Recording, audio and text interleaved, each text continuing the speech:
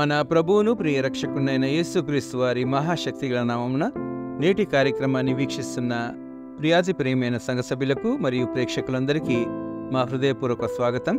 The Church of South India Diocese of Medak Holy Trinity Church Bolarum pastorate సమర్పిస్తున్న మన అనుదిన వాక్య ధ్యానాల్లో నెహెమ్యా గ్రంథం నుండి మనము ధారావాహిక సందేశాలు వింటున్నాం. మీకు తెలిసినట్లుగా ఈ దైవ ధ్యానాలను మనకు అందిస్తున్నవారు మన women's fellowship secretary doctor Mrs P Pramila Vivekanand గారు. ఈరోజు నెహెమ్యా 6-7 అధ్యాయాలలోని ప్రాముఖ్యమైన విషయాలను వారు మనకు తెలియజేస్తారు. Difficult situations faced by Nehemiah and enumeration of genealogy. ప్రాకార నిర్మాణంలో సంక్లిష్ట పరిస్థితులను ఎదుర్కొంటూనే వివిధ వంశావళుల గణాంకాలను సేకరించిన నెహెమ్యా అన్న అంశంపై వారి ద్వారా సందేశాన్ని వినడానికి సిద్ధపడుతూ, మరి సంక్లిష్ట పరిస్థితుల్లో నెహెమ్యా యెహోవా దేవుని ఆశ్రయించినందున ఆయనకు లభించిన ఆదరణను, ధైర్యాన్ని ఈ పాట ద్వారా మనం విందాం.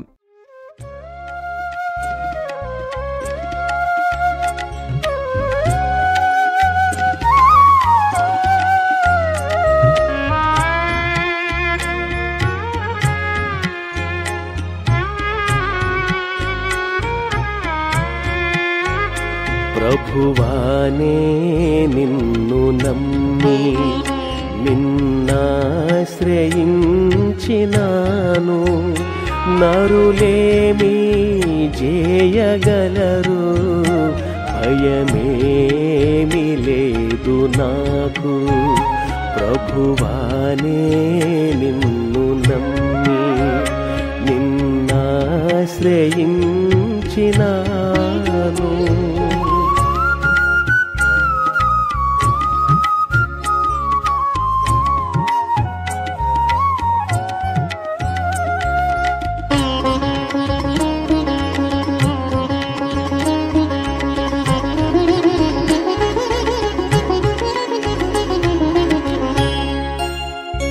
గర్విష్ఠులైన వారు నాతో పోరాడుచుండా, ప్రతి మాటకెల్లవారు పరభావమెంచుచుండా,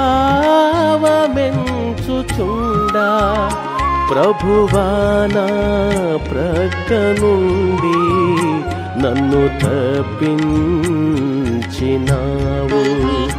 ప్రభువా నా ప్రక్క నుండి నన్ను తప్పించినావు. ప్రభువానే నిన్ను నమ్మి నిన్నాశ్రయించినాను.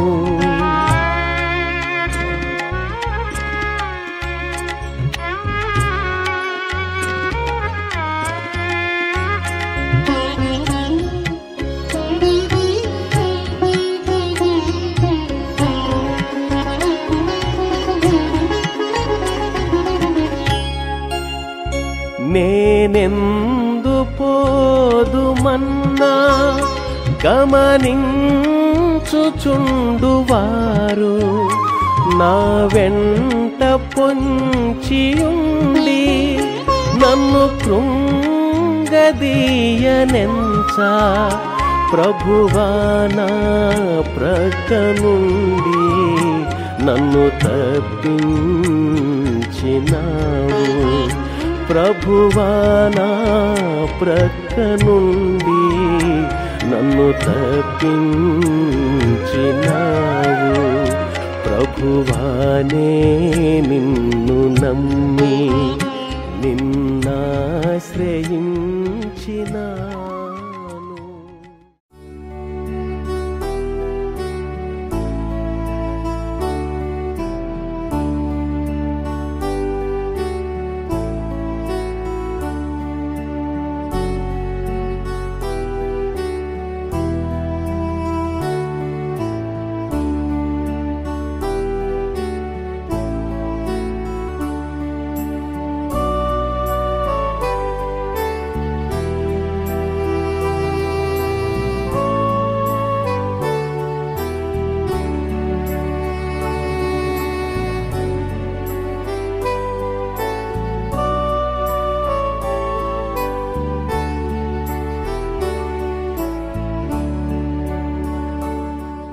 అనుదిన దైవవాక్యంను వీక్షిస్తున్నటువంటి సంఘ సభ్యులకు, ప్రేక్షకులకు, విశ్వాసులకు అందరికీ ప్రభు అయిన యేసుక్రీస్తు నామమున శుభములు తెలియజేసుకుంటున్నాను.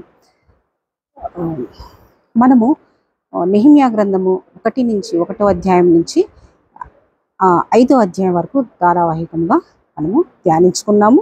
ఈరోజు 6-7 అధ్యాయాలు ధ్యానించుకున్నాము. ధ్యానించుకోక ముందుగా చిన్న ప్రార్థన చేసుకుందాం. కృపామయ దయగల తండ్రి, ఈ యొక్క నెహెమ్యా గ్రంథంను ధ్యానించుటకు మాకు అనుగ్రహించినటువంటి కృపను బట్టి మీకు స్తోత్రములు తండ్రి. ఈ యొక్క గ్రంథములో ఉన్నటువంటి తండ్రి సత్యాల మర్మాలను మేము మరింతగా తండ్రి తెలుసుకొని దాని ద్వారా నడుచుకునే భాగ్యాన్ని కూడా మాకు అనుగ్రహించమని మా ప్రభువైన యేసుక్రీస్తు పేట వేడుకొంచున్నాం తండ్రి. ఆమేన్. నెహెమ్యా గ్రంథంలోని 6-7 అధ్యాయాన్ని ఈరోజు ధ్యానించుకుందాము. 6వ అధ్యాయంలో ఎన్నో సంక్లిష్ట పరిస్థితులను నెహెమ్యా ఎదుర్కొనుటను మనం చూస్తాం. 7వ అధ్యాయంలో జనసంఖ్యను లెక్కించుటను ధ్యానించుకుందాం. 6వ అధ్యాయము 1వ వచనం నుంచి 8వ వచనం వరకు బీటలు లేకుండా సంపూర్ణంగా గోడ కట్టబడింది. కానీ ఇంకను గుమ్మాలకి తలుపులు పెట్టలేదు. శత్రువులైనటువంటి సన్బలటు, టోబియా, గెషము ఏదో ఒక హాని చేయాలని ఆలోచించే వాళ్ళు ఓనో అనేటువంటి మైదానం అందున్న గ్రామంలో ఒకదాని దగ్గరికి వెళ్ళి కలుసుకుందామని చెప్పి నెహెమ్యాకు 4 టైమ్స్ వర్తమానం పంపగా నెహెమ్యా నేను చేసే పని, నేను చెయ్యి పని చాలా గొప్ప పని కనుక నేను రాలేనని దూతలకు తిరిగి పంపించాడు. తర్వాత వారు 5వ మారి సన్బటు తన పనివారి ద్వారా విప్పి ఉన్నటువంటి ఒక పత్రికను పంపాను. దానిలో నెహెమ్యా చూసి అతని యొక్క మర్యాద తర్వాత అప్రతిష్ట పాలయ్యే విధంగా ఉండడం వలన ఎంతో నిందలు మోపడం చూశాడు. ఆ పని చేయకుండా శక్తులై పని ఆపవలనని బెదిరించారు. 6వ అధ్యాయము 9వ వచనంలో ఇట్టి పరిస్థితులను కూడా దేవుణ్ణి నెహెమ్యా ప్రార్థన ద్వారానే సాధనంగా పెట్టుకున్నాడు. ఆ ప్రార్థన ఒకసారి చూద్దాం. దేవా, ఇప్పుడు మా చేతులను బలపరచుము అని ప్రార్థించాడు. 6వ అధ్యాయం 9వ వచనంలో. 10వ వచనం నుంచి 6వ అధ్యాయము 10వ వచనం నుంచి 14వ వచనంలో సన్బటు, టోబియా అబద్ధ ప్రవక్తలను ఏర్పాటు చేసి నెహెమ్యాను భయపెట్టవాలనేసి చాలా ప్రయత్నించారు. షెమయా అను ప్రవక్తను ఇంటిలో నుంచి బయటకు రాకుండా ఆయన్ని కూడా నిర్బంధించారు. అదేవిధంగా నోవద్యా అనేటువంటి ప్రవక్తిని కూడా. ఇన్ని ఆటంకాలు, ఇబ్బందులని ఎదుర్కొనుటకు నెహెమ్యా ఈ విధంగా ప్రార్థించాడు. చూడండి, నా దేవా, వారి క్రియలను బట్టి టోబియాను, సన్బట్టును నన్ను భయపెట్టవలనని కనిపెట్టి ఉన్న ప్రవక్తలను, నోవద్యా అను ప్రవక్తిని జ్ఞాపకం చేసుకున్నాను అని ప్రార్థించాడు. నెహెమ్యా ఎంతో ధైర్యశాలి. ప్రాణరక్షణకై దేవుని మందిరంలో వెళ్ళి గర్భాలయంలో ప్రవేశించిన నింద పాలవుతాడని చెప్పి అతని మర్యాద, గౌరవం మట్టి పాలవుతుందని చెప్పి వెళ్ళలేదు. అటు పన్నాగాన్ని తప్పించుకుంటకు ఆయన ప్రార్థనని సాధనంగా ఎంచుకున్నాడు. 6వ అధ్యాయము 15-16 వచనాలు గమనిస్తే దేవుని దయ వల్ల 52 రోజుల్లోనే ప్రాకారం కట్టుట సమాప్తమైనది. అందుకే 16వ వచనంలో అయితే మా శత్రువులు ఈ సంగతి వినినప్పుడు, మా చుట్టూ నుండి అన్యజనులందరూ జరిగిన పనిని చూచినప్పుడు వారు బహుగా అధైర్యపడి, ఏలైనగా ఈ పని మా దేవుని వలన జరిగినదని వారు తెలుసుకుంటారు. 52 రోజుల్లో ప్రాకారం కట్టుట సమాప్తమైనదని తెలుసుకొని అది ఎవరి చిత్తము, దేవుని చిత్తము జరిగినది అని వారు తెలుసుకోవడం ఎంత గొప్ప సాక్ష్యం మనకి ఇక్కడ కనిపిస్తుంది. 6వ అధ్యాయము 17వ వచనం నుంచి 19వ వచనం చూస్తే యూదులలో కొందరు ప్రధానులు టోబియా దగ్గరకు వచ్చి పత్రికలను పంపినా కానీ నెహెమ్యా ఏమాత్రం భయపడలేదు. ధైర్యశాలి కాబట్టి పరిశుద్ధత విషయంలో ఆయన రోషము కలిగినటువంటి వాడు, నిస్వార్థ పరుడు, దేవుని యందు భయభక్తులు కలిగినటువంటి వాడు, ముఖ్యముగా గొప్ప ప్రార్థనాపరుడు. 7వ అధ్యాయాన్ని ధ్యానించుకుందాం. మొట్టమొదటిగా నెహెమ్యా అధికారులను నియమించాడు. ఎందుకు? జనసంఖ్య. ఈ 7వ అధ్యాయంలో జనసంఖ్య లెక్కించుట ప్రాముఖ్యమైనది.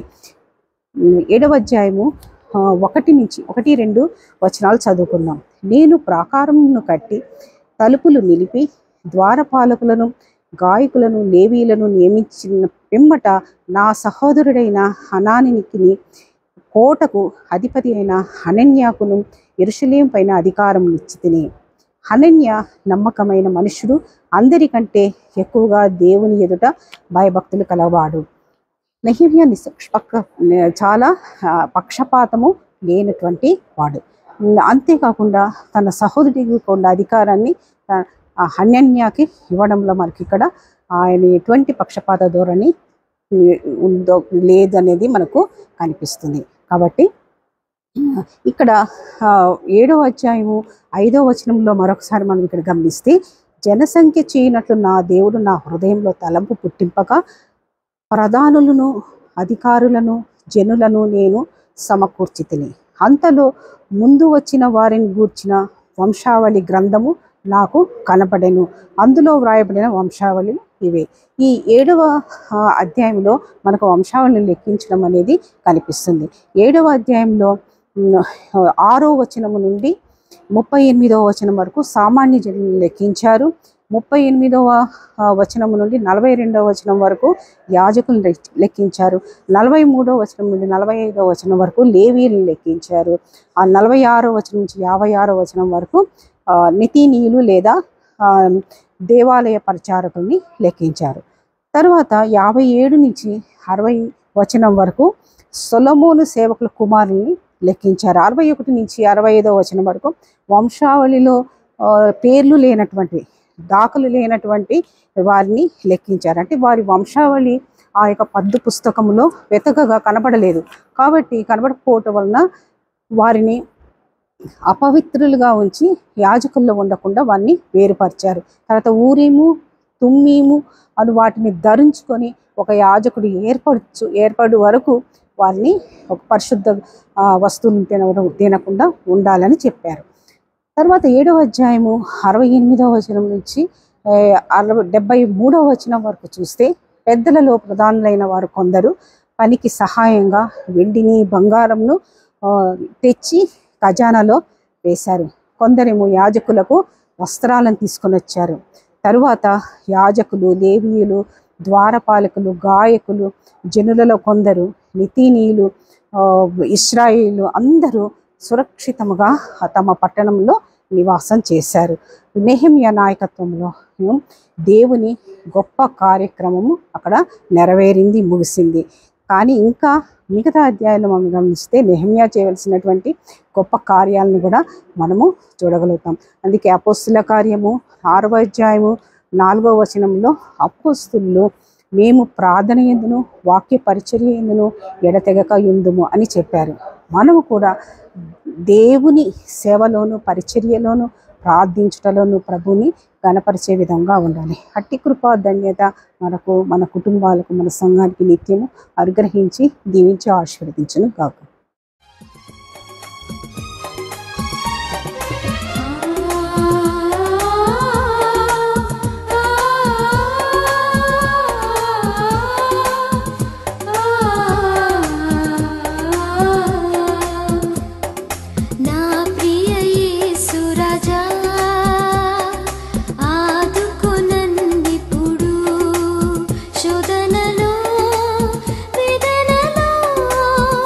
నీ